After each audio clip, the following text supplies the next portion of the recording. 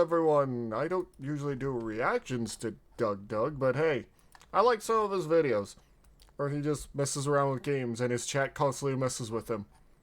We might do more reactions to him, or I show more of my friends some of his stuff. I don't watch him constantly, but every now and then I see one of his videos and I watch it. So, this is definitely one I've never seen or heard of. But if you guys want us to watch more DougDoug, well, you know what to do. Consider, well, liking, commenting, subscribing. I'll probably say this again because I'll forget that I said this before. So, we're going to head into this. You know the rules, and so do I. But we're not going to say goodnight today. So, I don't know what exactly this video is going to be about, I'll be completely honest. This is something that my chat gave me, so we'll see where this goes. Zelda versus Red Dead Redemption 2. But explained with food. Okay. What you got for us? Red Dead Redemption 2 versus Zelda Breath of the Wild is fascinating to me because on the surface, both games are all about this huge open world, right? But in practice, they feel completely different to play. And I think that this can be explained. I still need to finish Red Dead Redemption 2. That's how long. Is like making a taco. The awesome thing about tacos is that you can put almost anything into them. You can put in meats and cheeses and veggies and pepper, salsa, sauces, and have it taste delicious. So there's infinite combinations, and it's all up to how you, the chef, wants to craft your meal. Zelda's combat is just like a taco because you have almost unlimited mechanics you can utilize, like swords, bows, boomerangs, bombs, magnesis, stasis, shield, stealth, surfing, physics. You can kill a Lionel with a minecart. You can make a metal catapult, put a bomb on top, drop a boulder on the other side, and then detonate it remotely. Kind of crazy, yeah. Red Dead 2 also has these unlimited possibilities. You have guns, fist fighting, stealth, lassos, dynamite, fire, throwing weapons. You scared me. Hello, cat. You're very quiet on my end. Let me turn you up. There you go. Yep, you need hearing aids. What were you going to say? I said hello. Okay, hello.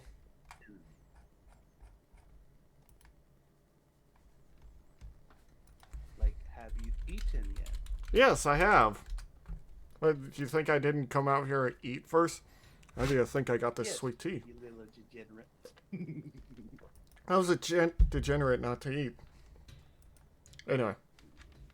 Yes, people know me. Sometimes I forget to eat. It's a problem with me, I won't lie. But thanks to actually having a bit of money from my current job, I can at least afford enough food to at least get a good sandwich in me every once in a while.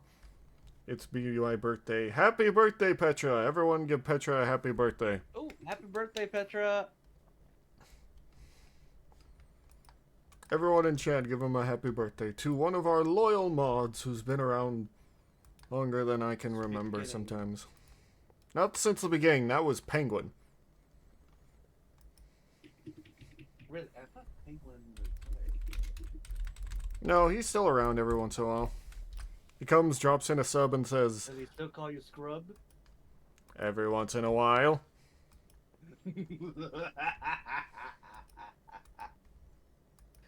Just like you're a cat.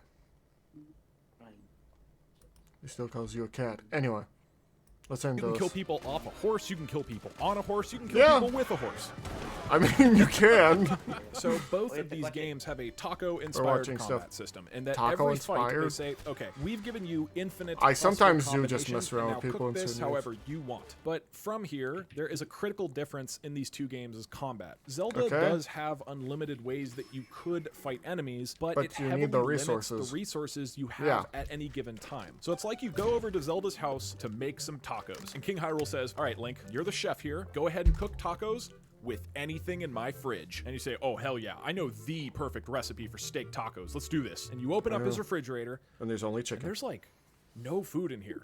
Yeah. There's only 2 peppers, a bunch of lettuce, some chicken, squash for some reason. I don't Suddenly, your plan to make your best This is what they steak want us to tacos watch. is ruined because Zelda has almost none of your favorite ingredients. But then this magical thing happens. You try making something new, right? You say, okay, well, I wouldn't normally do this. I'm not a big fan of these ingredients, but since I'm being forced to, Let's try throwing in some of this lettuce and some chicken. Okay. I've never tried this salsa before. Let's see if this works. Peppers, some of the seasoning. And surprisingly, before you know it works. You've made a new taco recipe that you never would have cooked otherwise, all because you had limited food and you had to get creative. So in the combat... I mean, sometimes that happens. Other times it's a complete disaster when you try something new.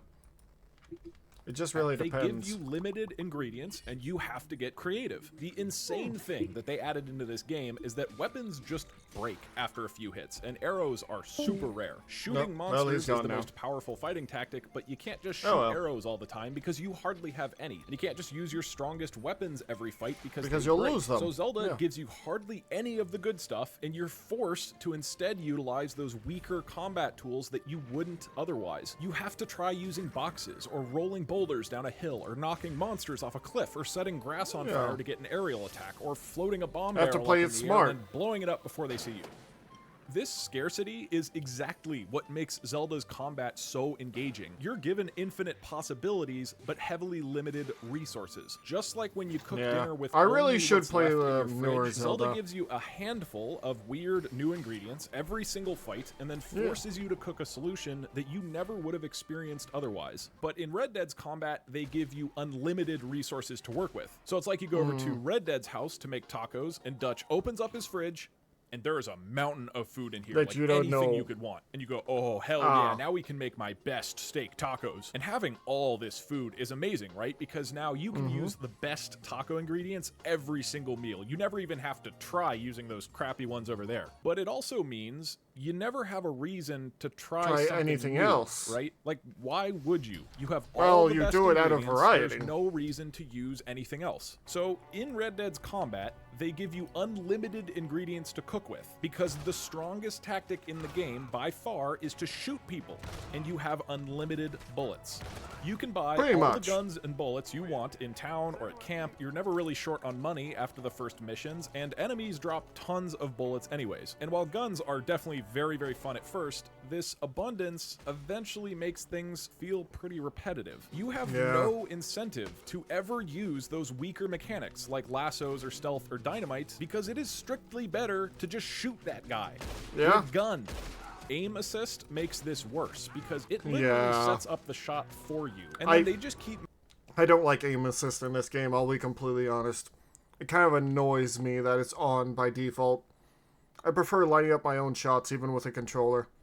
Making the guns and bullets more powerful as the game goes on, and so you just keep shooting people. It's like if you cooked tacos every day, but the steak keeps tasting better and better every day while all the other ingredients taste worse. Well, then you're just gonna keep making steak tacos every day. And so 30 hours later, after you've cooked your 200th steak taco, you eventually say to Red Dead, look, this was really delicious at first, but honestly, I'm getting bored of making the same steak tacos with this same spoon over and over. I want to cook a new recipe, man. And Dutch goes, whoa, your spoon is in poor condition. You got to use some spoon oil to maintain that. Spoon go, oil? That's cool that I have to maintain my spoon, but that doesn't really change anything. I feel like you're focusing on the wrong thing here. I really just want to cook with different ingredients. And Dutch says, well, you just unlocked a double-barreled spoon. And you're like, look, I really don't need a more powerful spoon. I just want to cook something new. All right. But what if I add spoon eye? No, please stop improving my spoon. Again, the shooting is really fun at first, and getting double-barreled guns or Deadeye is cool, but after 100 shootouts, you really just want to fight in new ways, like actually have to use stealth or lassos or dynamite or fist fighting, but there's never a reason to. The game actually discourages you from experimenting, because if you die, you permanently lose a bunch of money and respawn really far away. Hey, what are you doing over here? Where are my steak tacos? I was just trying to make a new taco recipe. I thought it could be fun. Well, that tastes shitty, so I'm going to steal money from your wallet. That makes sense. And it's a bummer. Yeah, I feel like it does limit you because of how effective all guns are. Like, you're incentivized to always use the best gear that you have, which does not allow for a lot of experimentation, which he is right about. It's a downside of this game, which is why I try to have fun with it and try not to always just use the same guns. Because they did build the ingredients for interesting combat into the game. Like, if they had made bullets really rare, then you would actually have to use different tools and make bullets a bit more instead, rare. The combat gets increasingly repetitive as you shoot out your 500th steak taco, and no amount of spoon oil could lube up my frustration. Now, story is where Red Dead totally makes up for the combat, because Red Dead's writing is legitimately so good that it makes you care more about your digital horse than you do about your real-life dog. Arthur and Dutch are probably my two favorite characters in any video game, and the depth of the gang members is incredible. I won't spoil anything, but the story alone makes this game worth playing 100%. My only minor issue is that the open world and the storyline often feel like they're two separate games that have very little crossover. It's sort of like you have the open world restaurant right here, and this is where you cook up your own meal and do whatever you want, but then next door is the storyline restaurant, where Rockstar is serving you a story pre-made that you just sit back and enjoy. And pretty much. That's the biggest problem with them during the game, and it can be kind of jarring when you can't really do open anything. World, and then you start a mission, and Rockstar rips the tacos out of your mouth and feeds you their pre-cooked storyline. This really isn't a huge deal since both restaurants taste amazing, but it does feel like they could have brought it's a little more jarring. Of that open world feeling into their storyline missions rather than having them feel so distinct. Whereas Zelda really doesn't try to make a story. Like, Zelda's story is pretty stories you forgettable, make, and I say that because I literally forgot it. You're rescuing Zelda, and there's something about discovering powers, but the game just doesn't really emphasize that. And instead, King Hyrule goes, "Yo, Link, check out this big f***ing kitchen I made you. Look at all these crazy taco ingredients." And you go, "Okay, but real quick, where's Zelda? Zelda? These ingredients come from? Where is this kitchen? Where am I? Why is that parrot in here?" And Hyrule goes, "Don't worry about it, bro." I remember the parrot who just has the freaking accordion. I remember. I don't know why he's here or what he's doing. Just have fun making tacos. Do you want me to, like, save your daughter? Or look, Zelda is trapped in a 100-year Hell's Kitchen cook-off with Ganon Ramsay, but Ganon Ramsay. Get out of here, you little rascal. Go bake an apple or something. Go bake an apple. So Hyrule sends you off into his kitchen with almost no direction, and then just bails. Pretty much. And during your adventures, you'll meet the Mangorons, and the Zoronions, and the Gerudos, and the Doritos, and the Yiga. But there's not a ton of character development, right? They basically say, save Princess Zelda Melon from and Ganon do it however Ramsay, you but want. no rush. And then from there, you're free to cook whatever tacos you want. Pretty much, There's you're free to do whatever you want. Approach. They just chose to focus primarily on other things. But at the end of the day, Red Dead provides a substantially deeper storyline and characters versus what you get in Zelda. The music in both Zelda and Red Dead 2 is gorgeous, but yeah, it's that very I can't subtle. agree on. You're often just left with the sounds of nature, and then there's this haunting melody that kicks in right when you discover something beautiful. It's kind of like the open world is this huge, delicious cake, and the music is just He's really trying to make me hungry, huh? It's delicately placed. It's just enough to be noticeable, Dude, I already but not enough to overpower breakfast. the I'm cake's good. flavor. Whereas other games are like, It's time to jump up in the air. Jump up, don't be Yeah. Red Dead's graphics is like watching a fast food commercial on TV. Like, you see an ad for a Whopper Looks or something, really and good it looks amazing, on and you go, the holy, TV. I gotta get one of those. But then you go actually buy one in real life, and it looks like a deflated testicle. It's not even close to how Yeah. good it looked on TV. This is I'm my hungry problem now. with Red Yeah, Dead's so am graphics. I now. legitimately played this game and went, oh my god. These are the most beautiful graphics I have ever seen. Like, I forgot how incredible nature can be. It does look. Red Dead, Good. you've reminded me of how gorgeous our planet is. You know what? I'm going to go outside and experience the world. And then you go outside and you remember that Earth is fucking ugly. Real life looks last gen compared to Red Dead 2. Even when I go to a legitimately beautiful place, after playing Red Dead, I'm like, yeah, this river is pretty cool, but it could really use a lens flare. Zelda's graphics don't have this problem at all because they aren't realistic. They're No, stylized they're more- and cel-shaded. So I look at it and Honestly- I go, oh my god, that is gorgeous. Stylized designs honestly look a lot better through age. Like, as we advance more and more with, well, game design or how games look, stylized looks always seem to be okay. Like, cel shaded always looks good. but other games suffer when they try to be more realistic, obviously. But I'm not comparing it to real life in my head, so it stays separate from actual nature. Yeah. I realize that this is the dumbest review of graphics ever, but I'm just desperately asking Rockstar This to isn't stop everything. making It's just such candy for the incredibly eye, beautiful pretty much. graphics because It's you're just ruining eye Earth candy. for me. Lastly, I want to talk about the element of surprise. Have you ever been really hungry at night, and so you decide you're going to go look for a late night snack in your kitchen, but you just don't really remember what food you have in your kitchen, and so you just start rummaging around, right? And you're looking through the cupboards and go, okay, I got some granola, some crackers, got a squash, obviously. Why? Whopper, for some reason. What? Is that a Toblerone? I didn't know I had a Toblerone in here. I love Toblerone. That's Don't eat awesome. it. It's that probably bad. feeling of discovering some delicious food in your pantry, totally by surprise, magically makes that food taste amazing, right? It's just like when someone brings donuts into the office or a bakery is giving out free samples. Good food tastes better when you didn't expect to get it. This is exactly the same experience of playing Breath of the Wild. When you start the game, they don't tell you where anything is, and you just gotta go look for stuff yourself. It's like showing up to Hyrule's house for dinner, and the king says, yo, sorry, I'm really busy. I gotta bake the shit out of this apple, but just go look around my kitchen and you'll find something. I've never actually had a baked apple. Where?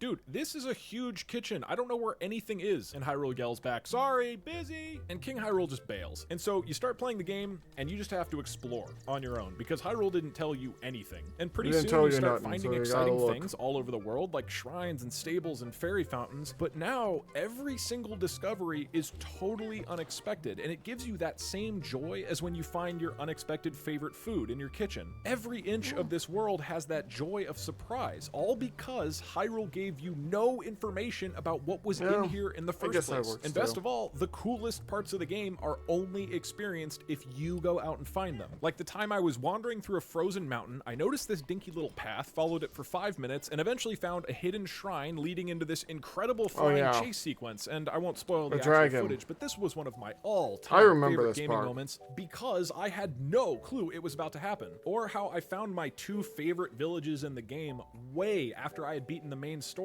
I had no clue they existed. The total lack of guidance is precisely what makes this world so exciting to explore. Hyrule never says, hey Doug, go to this spot right now. He just sits back and keeps baking apples and or he'll tell you, go in this general Red Dead 2 direction. has an equally massive and detailed open world, but they also have a mission system, and this dramatically changes exploration. It's like you go over to Red Dead's house for dinner and you say, dude, you wouldn't believe this. I was at Hyrule's place for dinner last night, and he forced me to go through his kitchen and find food all by myself with no direction. And Dutch says, my God, that is uncivilized. And you're like, well, their civilization was literally destroyed. And Dutch says, look, I'm gonna make you find food to eat, but I put a big fucking label on all the cabinets so that you know where to find everything. And you go, oh, pretty much convenient, thank you. So Red Dead put these big labels all over their map called mission icons. And these basically tell you, hey, you can find something exciting at this specific location. In many ways, giving the player this information is really fantastic because now you can quickly find go these to strange specific things. content You don't know what it was, but you know you can go aimlessly looking for it. wandering around to find something exciting like you sometimes have to in Zelda. But there's a trade-off here, right? Because the game is telling you, hey, if you go to this spot, you'll find a Toblerone, it loses that element of surprise. Even if the mission itself tastes amazing, because you were told that it would be there in the first place. And the missions themselves don't give you any freedom, so you can't really discover new things there. Now, with that said, there are a ridiculous number of little things that you can discover around the map, like landmarks or random encounters, and these give the world a real sense of life and vibrance. But the problem is that none of my random encounters turned into huge, memorable moments. They're just these fun little appetizers, and the best moments are specifically saved for missions. So it's interesting because Red Dead's world is probably more detailed and varied than Zelda's, and that is saying something. But by taking the most exciting parts and locking them into missions and labeling them for you, it removes a lot of the magic of exploring the world. I never had that feeling that I did in Zelda that something incredible might be right around the corner if I go looking for it, because if there was something incredible, the game had already told me about it. Whereas Zelda's real magic only happens because nothing is labeled, because you're just wandering through the wilderness, opening cupboards and finding some old chocolate.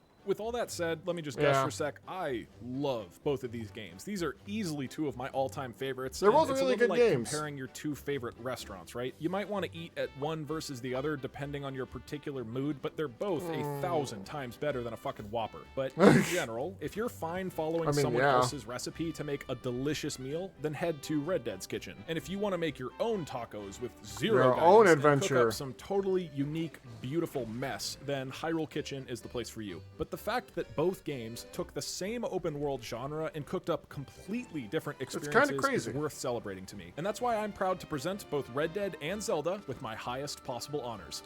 3 Michelin Whoppers. What? Hey, just want to quickly say, thank you so much for watching, and holy crap, thank you for all the support on the channel recently. Like, I'm just blown away that people are enjoying all these dumb videos, but I'm really grateful, and I'm going to keep working on as many more as I possibly can. Right now, I'm kind of planning on putting out a mix of the food videos and the gaming challenges coming up, so let me know if you have any requests or suggestions. You're the best. Love ya. That was an interesting video, and now I'm very hungry. Thank you, DougDoug, for making me very hungry. But yes, if you like what we're doing here, please do consider subscribing, doing all that stuff you do for nice videos. Whopper is good with barbecue sauce. No, at least not to me. Anyway, thank you all so much, and we'll see you later. Bye-bye, and take care of yourselves.